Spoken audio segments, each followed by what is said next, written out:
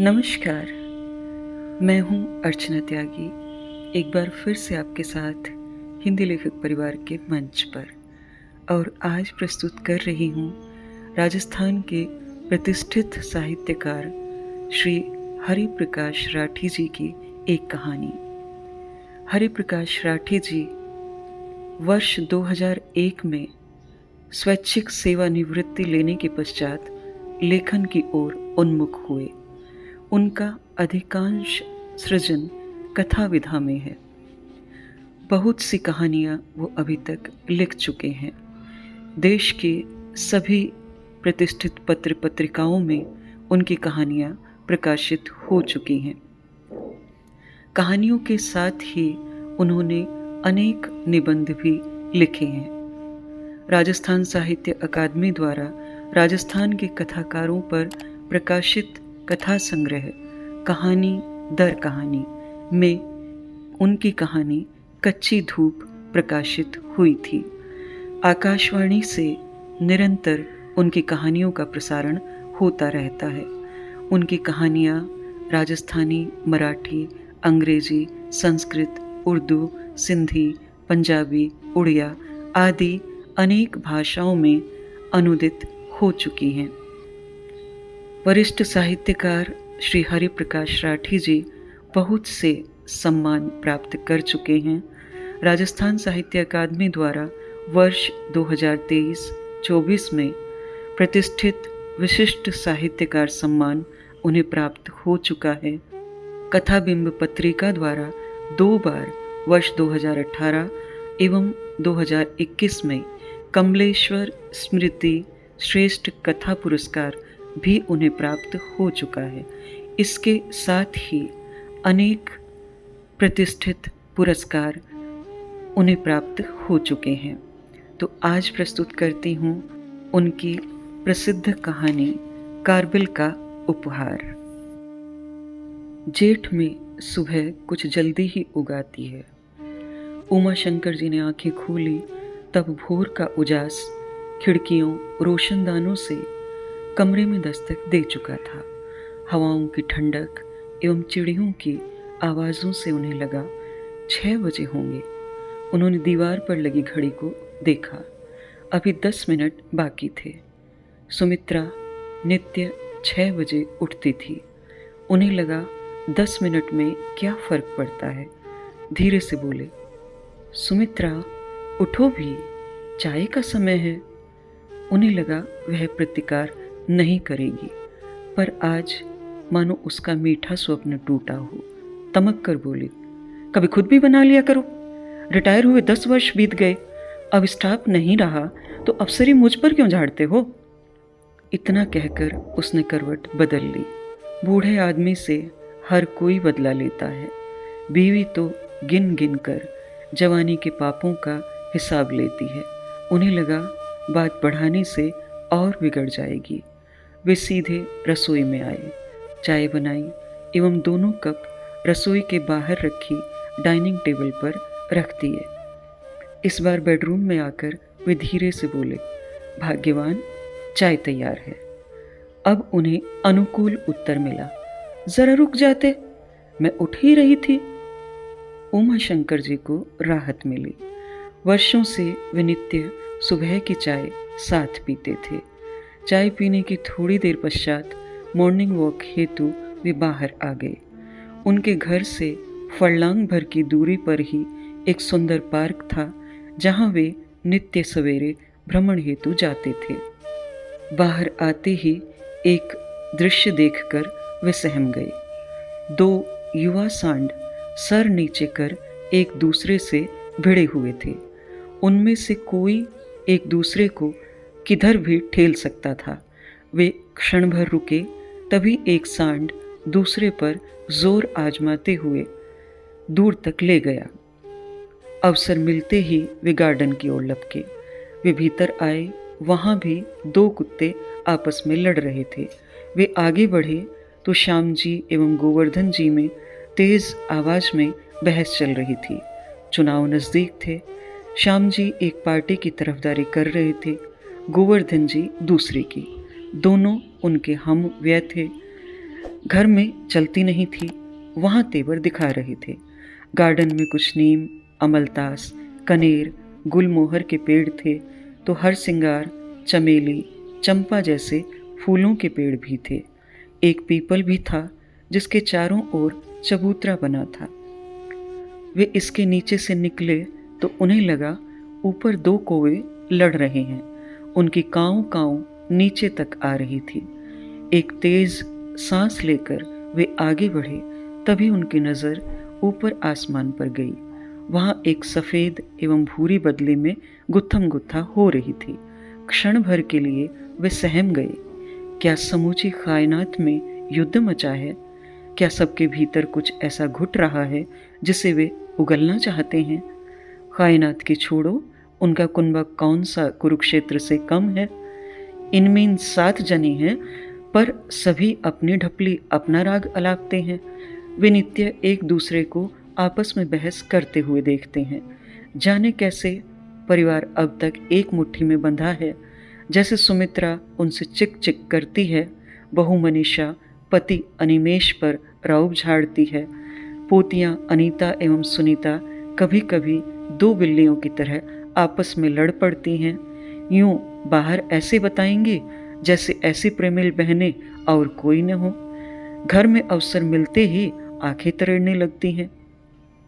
कुछ बातें आपस में बांटती हैं तो कुछ बातों को लेकर दूरी बना लेती हैं। जब बांट लेती हैं तो प्रसन्न रहती हैं, जब नहीं कह पाती तब पेट में मरोड़े उठते हैं। पोता राजू उमा शंकर जी एवं दादी की आंख का तारा है, पर वह भी अनेक बार बहनों से उलझ पड़ता है। उसकी मित्र मंडली भी बहुत बड़ी है। उमा शंकर जी ने जब तब उसके अनेक मित्रों को घर आते हुए देखा है। कुल मिलाकर परिवार के सभी सदस्य पढ़े लिखे बुद्धिमान हैं, पर जैसे 1000 वॉट के 7 बल्ब एक घर में रोशन हो तो चुंधियाना लाजमी है। यही हाल उमा शंकर जी के घर का है। बहुत प्रकाश अनेक बार अंधेरे का सबब बन जाता है। उमा शंकर जी का पूरा नाम उमा शंकर व्यास है। 10 वर्ष पूर्व सेवानिवृत्त होने के पहले सरकारी कॉलेज में हिंदी के प्रोफेसर थे। कॉलेज छोड़ने के बाद से लगातार पेंशन मिल रही है, इसलिए आज भी घर में रुतबा है। सुमित्रा भी उन्हीं के दमखम पर ऐंठी रहती है एवं मौका मिलते ही बहू को एहसास करवा देती है कि हम किसी के टुक्कड़ पर नहीं पल रहे, अपने बूते पर जीते हैं। व्यास जी शहर पर कोटे के भीतर स्थित पुरखों की हवेली में रहते हैं, जहां उनके साथ यह कुनबा रहता है। इस उम्र यानी 70 में भी स्वस्थ हैं एवं सुबह भ्रमण में मिलने वाले अन्य बूढ़ों की तरह उन्हें न शुगर है न बीपी। दिनचर्या नियमित है। नित्य सुबह शाम 2 मील पैदल चलते हैं, योगा भी करते हैं एवं इसी के चलते शरीर सौष्ठव दर्शनीय है। अच्छे लंबे गोरे हैं, तिस पर तीखी नाक उन पर खूब फबती है। सुमित्रा भी उन्हीं की तरह हमवयः महिलाओं से अधिक स्वस्थ है। इंग्लिश गोरा रंग, सुंदर नाक नक्श एवं आज भी आंखों में चमक है। दिन भर काम में लगी रहती है। कभी थक जाती है तब व्यास जी पर पिल पड़ती है। बहू तो सुनती नहीं। पढ़ी लिखी नौकरी पेशा बहू सुने क्या। अभी कुछ दिन पहले ही बहू से झड़प हुई थी। उस दिन बहू भारी पड़ी। बेटे ने मध्यस्थता का प्रयास किया तो उसे भी मुंह की खानी पड़ी। व्यास जी चुप रहे तो रात सुमित्रा ने उन्हें लपेट लिया। काट की तरह खड़े थे, 2 शब्द मेरे पक्ष में ही बोल देते। ऐसी रूठी कि 2 दिन नहीं बोली। जवानी में तो वे फिर मना लेते थे, अब इस जंग लगी बुद्धि से प्रेम की धार कैसे चमकाएं। व्यास जी का परिवार मोहल्ले का जाना माना परिवार है एवं समाज में उसकी अच्छी प्रतिष्ठा है। इनके कुल दीपक का नाम अनिमेष एवं बहुरानी का नाम मनीषा है। अनिमेष विवाह के 2 वर्ष बाद हुआ था, अब 50 का है। इन दिनों शहर की एक कंपनी में एग्जीक्यूटिव है। उसने IIM अहमदाबाद से MBA किया है एवं अच्छी डिग्री होने से कैंपस सिलेक्शन में नौकरी भी जल्दी चढ़ गया। सौभाग्य से कंपनी इसी शहर की थी। आज उसी कंपनी में अच्छे पद पर है। अच्छी पगार भी पाता है एवं इसी के चलते घर में कोई आर्थिक समस्या नहीं है। उसमें कुछ अच्छी आदतें हैं, जैसे उच्च पदासीन होते हुए भी किसी तरह का नशा पता नहीं करता, पैसे का दुरुपयोग नहीं करता, सास बहू के आए दिन होने वाले झगड़ों को बैलेंस भी करने का प्रयास करता है, पर बीवी के आंख तरेड़ने पर उसी की ओर लुढ़क जाता है। उस दिन सावित्री घर उठा लेती है। मनीषा भी MBA है, अनिमेष के साथ पढ़ती थी।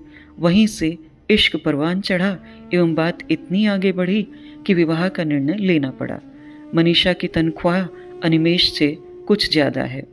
व्यास जी की नज़रों में बहू बेटे से अधिक व्यावहारिक एवं बुद्धिमान है। दोनों शाम हारे थके घर आते हैं, देर रात तक लैपटॉप पर लगे रहते हैं। दोनों अपनी व्यावसायिक समस्याओं को लेकर परेशान भी रहते हैं। समाधान न मिलने पर आपस में भिड़ जाते हैं। दोनों बेटियों में बड़ी अनीता CA कर चुकी है, वह भी किसी कंपनी में नौकरी करती है। छोटी सुनीता CA इंटर में है। घर में सभी जानते हैं कि दोनों के किन्हीं लड़कों से चक्कर हैं। राजू को भी एक बार व्यास जी ने किसी लड़के के साथ मोटरसाइकिल पर घूमते हुए देखा था। आशिकों की इस जमात को देखकर व्यास जी एवं सुमित्रा अनेक बार आशंकित हो उठते हैं। पोतियां यूं तो समायोजन कर लेती हैं, पर प्रेम के रहस्य हृदय में ही रखती हैं। अनेक बार वे विचित्र उदासियों में भी घिर जाती हैं। व्यास जी को कई बार लगता है उनका परिवार खुशहाल परिवार है, पर अनेक बार यह भी लगता है अनिमेष, बहू, पोतियां, पोता उदास भी हो जाते हैं।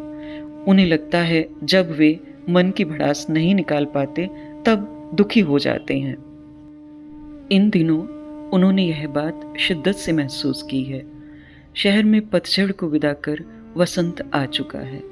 अब शीघ्र ही गणगौर का मेला भरेगा, जो उनका प्रिय त्योहार है। हर वर्ष घाटी पर लगने वाले इस मेले में वे अवश्य जाते हैं। सुमित्रा कहती है, अब तो मेले देखने के दिन बच्चों के आए, आप तो बंद करो। पर वे नहीं मानते। बच्चों सुमित्रा को मेले आदि में कोई रस नहीं है। आज गणगौर के मेले में वे शहर की ऊंची घाटी पर अवश्य जाएंगे। अब ऊंची भी कहाँ रही, कार टैक्सियां तक तो जाती हैं। वहाँ सजी धजी पार्वती, जिसे यहाँ के लोग गवर कहते हैं, को देखना व्यास जी को खूब भाता है। उसकी पालकी के पीछे गीत गाती स्त्रियां भी खूब गहने पहने हुए होती हैं। स्त्रियां गहनों में फबती भी हैं। आदमी पहने तो गधा लगे। उन्होंने सुमित्रा को एक बार पूछा भी था, सुमी, गहनों पर औरतों का एकाधिकार है क्या? आदमी भी तो गहने पहन सकता है। तब उसने व्यास जी को ऐसे देखा मानो कह रही हो, आदमी गोबर होता है, गोबर पर सोने का वर्क लगता है क्या? ओह! न उसने कहा न व्यास जी ने सुना। वे भी जाने क्या क्या बुन लेते हैं। मेला देखकर व्यास जी झूम उठे।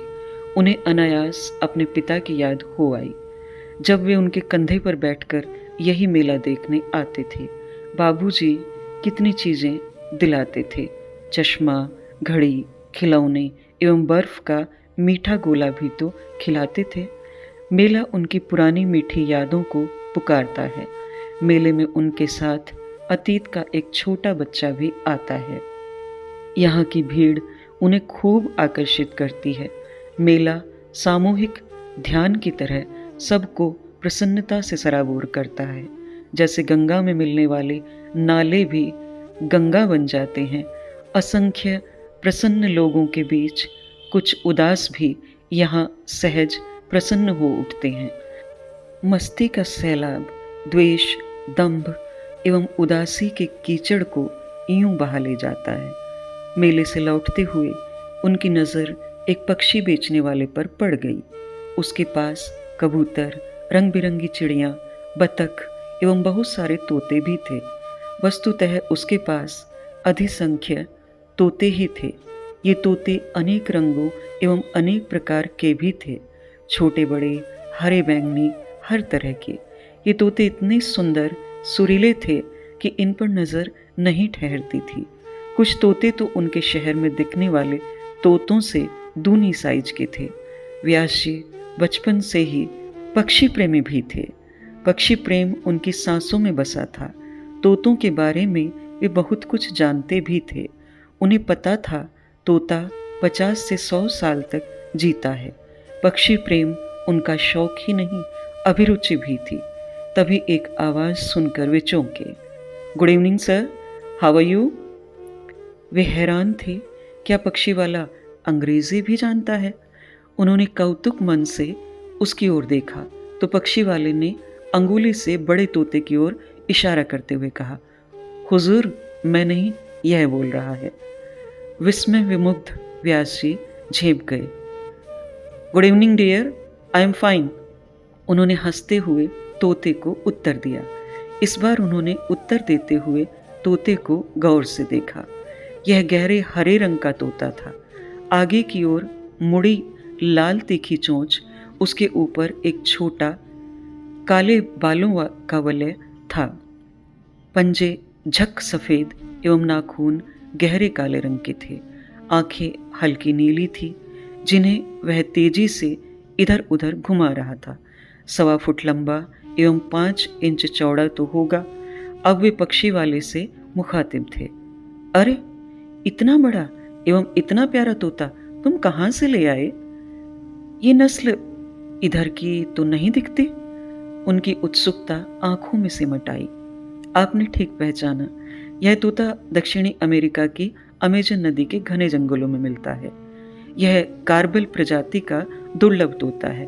वहाँ इससे भी बड़े तोते मिलते हैं। इसे मिमिक्री मास्टर भी कहते हैं। यह हूबहू आपके कहे शब्दों की नकल कर लेता है। यह मुर्गे, कुत्ते, बकरी, बिल्ली की आवाज़ ही नहीं, गीत संगीत, यहाँ तक कि बच्चे के रोने चिल्लाने तक की आवाज़ें भी दोहरा देता है। पक्षी वाले के परिचय ने तोते को कीमती बना दिया। उसने तोते के इस गुण का प्रदर्शन किया तो व्यास जी हैरान रह गए। यह खाता क्या है? व्यास जी के जिज्ञासु मन को पंख लग गए। वैसे तो यह रोटी, हरी मिर्च, केला, फल एवं फलियां आदि खाता है, पर इसे ज्वार, मूंगफली, पके चावल, मेवे एवं शकरकंद खूब पसंद है। यह नहाने का शौकीन है। सुबह शाम नहाने के बाद खूब बातें करता है। इसे लेना लेकिन हर एक के बूते की बात नहीं है। यह रईसों का तोता है एवं इसकी कीमत 30,000 है। 1 पैसा कम नहीं करूँगा। जवान तोता है। ऐसे 7 तोते मुंबई से लाया था, 6 बिक गए। यह अंतिम है। पक्षी वाला एक सांस में सब कुछ बोल गया। कीमत कुछ ज़्यादा थी, पर अभिरुचि आपसे औकात के बाहर भी बहुत कुछ करवा लेती है। व्यास जी के सर पर भूत चढ़ गया। उन्होंने एक बार फिर तोते को देखा तो वह उन्हें देखकर पंख, गर्दन, आंखें हिलाने लगा। वह व्यास जी को यूं करुण नेत्रों से देखने लगा मानो कह रहा हो, प्लीज मुझे ले लीजिए, आप एवं आपके परिवार को खूब खुश रखूंगा। इसी दरमियान तोता उनकी ओर देखकर बोला, हेलो। तो व्यास जी की आंतरिक इच्छा परवान चढ़ गई। स्थिति देखकर उन्होंने स्वयं को संयत किया। उन्हें लगा पक्षी वाला मुंह फाड़ रहा है। वे उसे दाम कम करने का कह ही रहे थे, तभी एक महंगी कार वहां आकर रुकी। उसमें से एक मैडम उतरी एवं उसी तोते की ओर देखकर बोली, क्या यह कारबिल है? मैं इसे ही ढूंढ रही थी। व्यास जी ने टेढ़ी आंखों से पहले मैडम फिर उसकी कार की ओर देखा एवं बिना समय गंवाए बोले, मैडम यह तोता मैंने ले लिया है। ऐसा कहते हुए उन्होंने जेब से क्रेडिट कार्ड निकाला, जिसे पलक झपकते पक्षी वाले ने स्वाइप कर लिया। भुगतान मिलते ही उसने ऊपर आसमान की ओर देखा एवं ईश्वर को इस अहेतु की कृपा के लिए धन्यवाद दिया। उसे आज पहली बार प्रतिस्पर्धा का मूल्य समझ आया। व्यास जी कारबिल के साथ पिंजरा, कटोरियां आदि लेकर जाने लगे तो प्रमोदित तोता मैडम की ओर देखकर बोला, बाय मैडम। मैडम मन महसूस कर रह गई। उसे अपने धन की निरर्थकता एवं व्यास जी को उनकी अभिरुचि की जीत का एहसास हुआ। घर के रास्ते में ही उन्होंने उसका नाम उसकी प्रजाति के ही नाम पर यानी कारबिल रख दिया। रात 9 बजे वे घर पहुंचे तो पूरा परिवार डिनर पर उनका इंतजार कर रहा था। उनके हाथ में गोल्डन रंग का पिंजरा एवं उसके भीतर खूबसूरत गहरे हरे रंग के तोते को देख सभी आश्चर्यचकित रह गए। व्यास जी ने आगे बढ़कर पिंजरा टेबल पर रखा एवं कारबिल से वे सभी मिमिक्री दोहरवाई जो उन्होंने पक्षी वाले के यहाँ देखी थी, तो सभी मस्ता गए। कारबिल ने भी अपना पहले इम्प्रेशन की महत्ता समझते हुए दिलकश अंदाज में कुत्ते, मुर्गे, बकरी, बिल्ले, बच्चों के हंसने रोने की आवाज़ें दोहराई तो टेबल पर हंसी के फव्वारे फूट पड़े। व्यास जी ने आज एक अरसे बाद सभी को यूं हंसते देखा तो भीतर तक भीग गए। तभी सुमित्रा बोली, यह कितने में लिया? तो व्यास जी झेपे, फिर तुरंत संयत होकर बोले, 3000। एक जीरो उड़ाते हुए उन्होंने पेट का पानी तक नहीं हिलने दिया। सुमित्रा का स्वभाव वे जानते थे, जीरो नहीं उड़ाते तो खुद उड़ जाते। कारबिल के रहने का स्थान भी शीघ्र तय हो गया। रसोई के दाएं एक छोटा कमरा था जो वर्षों से बंद पड़ा था। आनन फानन इसकी सफाई की गई एवं कारबिल जी का पिंजरा वहीं लटका दिया गया। इस कमरे से पोर्च, उससे जुड़ा बगीचा एवं भीतर का चौक, कमरे आदि साफ दिखते थे। चंद दिनों में ही कारबिल सबका प्यारा हो गया। उसकी सुरीली आवाज़, दिलकश अदाएं, मिमिक्री आदि से सभी उसके दीवाने हो गए। हर कोई उसे कुछ न कुछ खिलाने को लपकता। कोई उसकी कटोरियां साफ कर रहा है तो कोई पिंजरा। सभी उसे मारवाड़ी अभिवादन के नए नए शब्द सिखाने लगे। उसकी पकड़ इतनी गहरी थी कि थोड़े ही दिनों में वह अभ्यागत मेहमानों का खम्मा घणी, पधारोसा, विराजो हुकुम आदि शब्दों से स्वागत करने लगा। मेहमानों को स्नैक्स आदि लेने का कहते तो वह बोलता, आरो गुस्सा। वे जाते तो फिर आओ जो हुकुम, घणी खम्मा कहता। उसके ऐसा बोलते ही मेहमान झूम उठते। वह उदास स्थितियों तक में हास्य भर देता। कुल मिलाकर कारबिल ने सबका जीवन बदल दिया। उसकी मधुर मिमिक्री अवसादिक क्षणों में माधुर्य घोल देती। सभी कारबिल से खुले भी बतियाते एवं दरवाज़ा बंद कर अकेले भी बातें करते। कई बार होठों ही होठों में ऐसे बतियाते मानो कारबिल एवं उनके मध्य कुछ सीक्रेट्स हों। एक बार सुमित्रा की मनीषा से बिगड़ी तो व्यास जी ने उसे तोते से बात करते पाया। कारबिल, बहू बहुत टेढ़ी है, आता जाता कुछ नहीं, हर बात में टांग अड़ाती है। उस दिन उसने उसे अपने हाथों से काजू के टुकड़े खिलाए तो कारबिल थैंक यू दादी कहकर नाचने लगा। वह पंख फैलाकर गोल गोल घूमने लगा। सुमित्रा कमरे से बाहर आई तब बहुत प्रसन्न थी। कहाँ व्यास जी लाख प्रयास कर उसे नहीं मना पाते, कहाँ कारबिल ने जादू कर दिया। एक दिन व्यास जी ने बहू को भी दरवाज़ा बंद कर कारबिल से बातें करते देखा। बहू इतनी चतुराई से बातें करती कि किसी को हवा तक नहीं लगती। उस दिन बहू बहुत खुश थी। थोड़े दिन बाद एक इतवार को सास बहू में फिर खटराग हुई। उस दिन कारबिल ने गजब कर दिया। वह जोर से बोला, टेढ़ी है। आश्चर्य! यह सुनकर सास बहू दोनों खुश थीं। सुमित्रा की बात तो व्यास जी ने सुनी थी, पर बहू क्यों खुश थी? यकायक व्यास जी के जहन में बिजली कौंधी। वे इस राज को जान गए। इसका मतलब बहू ने भी बात कर कारगिल को वही कहा जो सुमित्रा ने कहा, सास टेढ़ी है। कारबिल ने कुशल संपादन कर कॉमन शब्द बोल दिए। कारबिल से व्यास जी एवं सास बहू ही नहीं, दोनों पोतियां भी बतियाती थीं, कभी अलग तो कभी अकेले में। नई पीढ़ी की कम समस्याएं हैं क्या?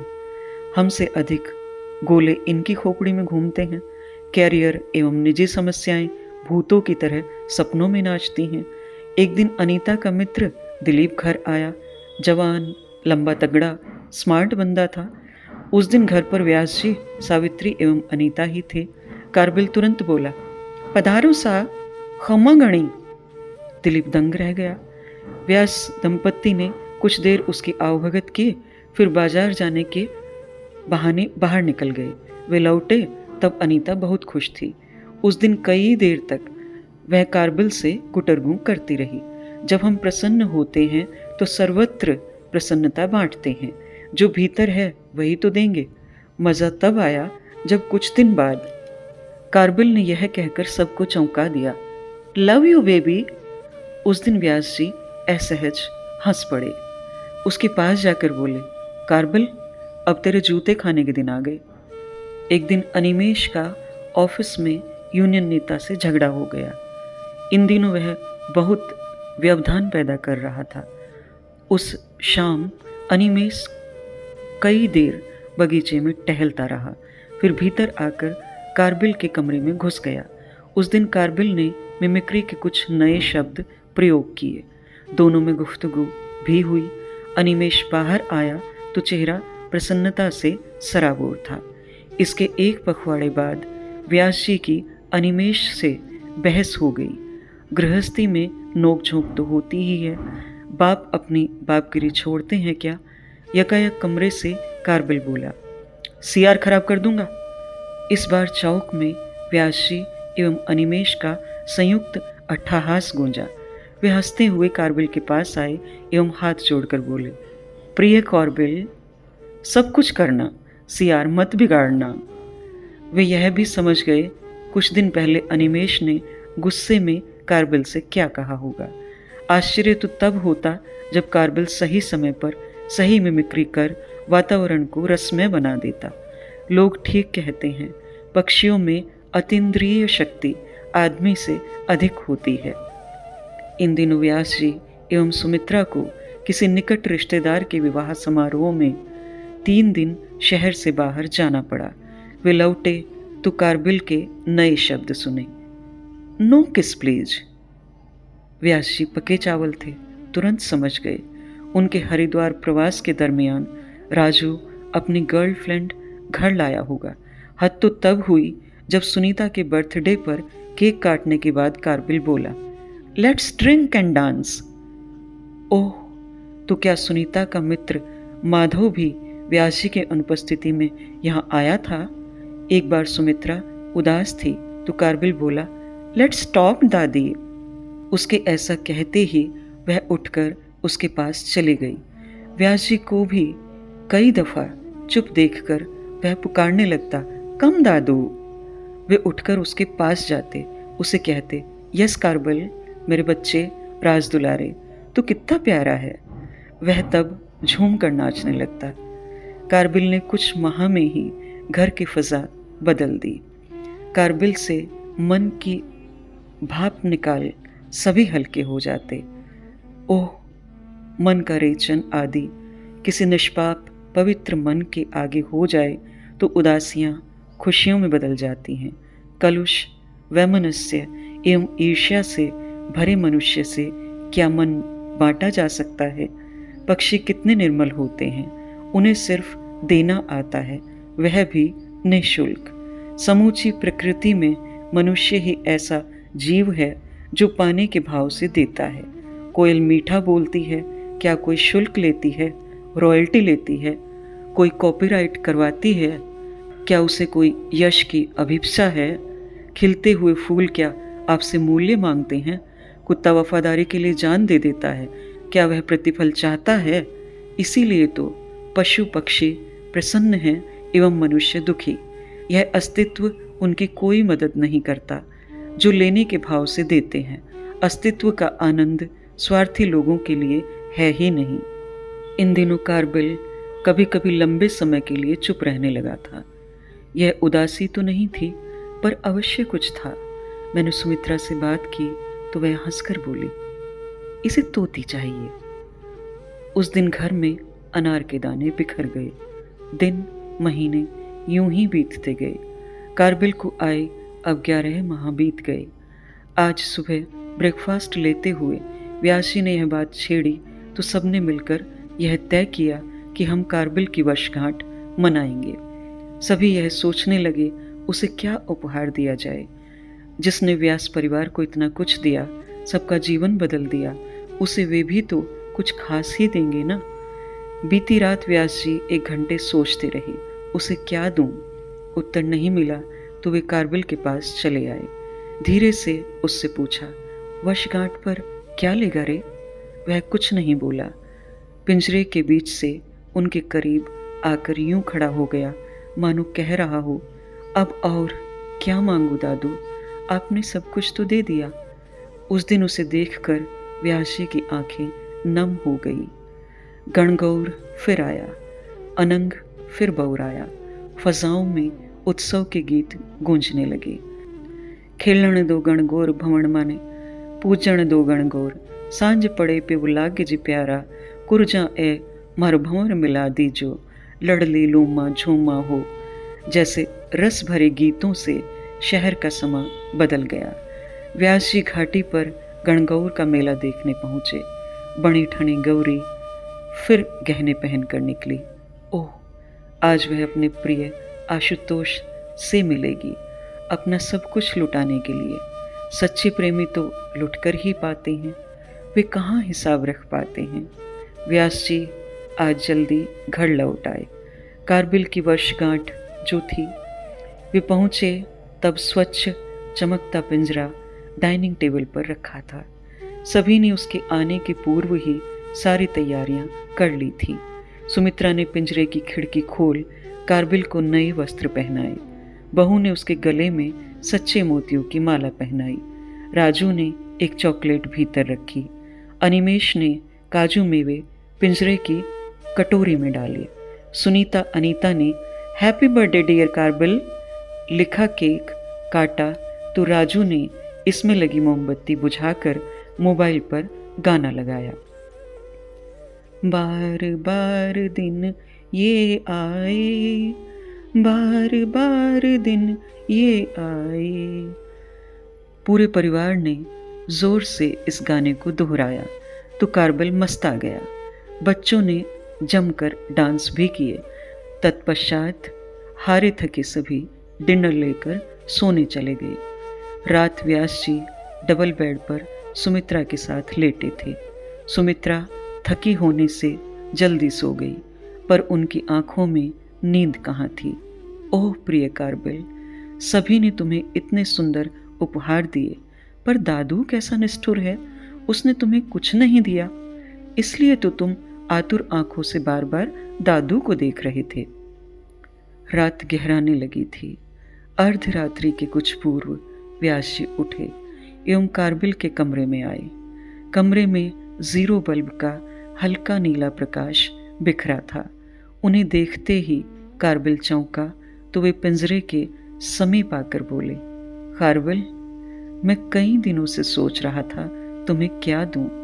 बच्चे, तुमने हमें सब कुछ दिया, हंसाया, गुदगुदाया, पर हम तुम्हारी ज़रूरत, तुम्हारा दर्द कभी नहीं समझ सके।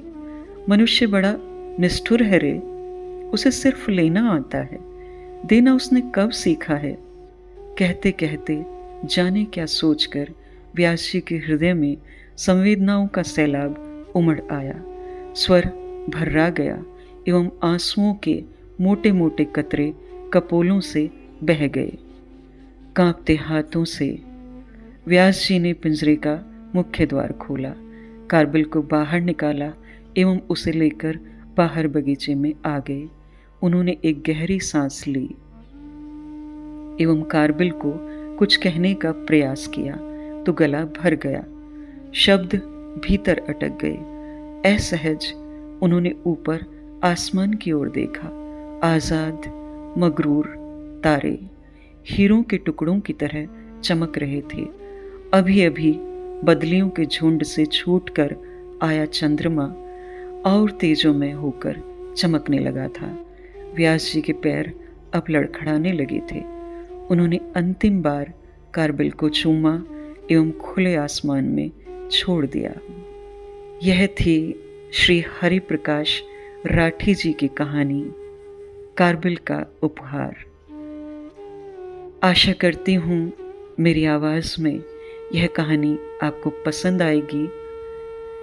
कहानी को लाइक करें, कमेंट करें और अन्य साहित्य प्रेमियों के साथ साझा भी अवश्य करें। साहित्य के ऐसे ही सुंदर मोती सुनते रहने के लिए चैनल को सब्सक्राइब करें। मैं अर्चना त्यागी अब आपसे विदा लेती हूँ। फिर मिलते हैं एक और कहानी के साथ बेहतरीन कहानियों के सफ़र में। धन्यवाद। अगर आपको रचना पसंद आती है तो लाइक्स और कमेंट्स ज़रूर करें और शेयर कीजिए।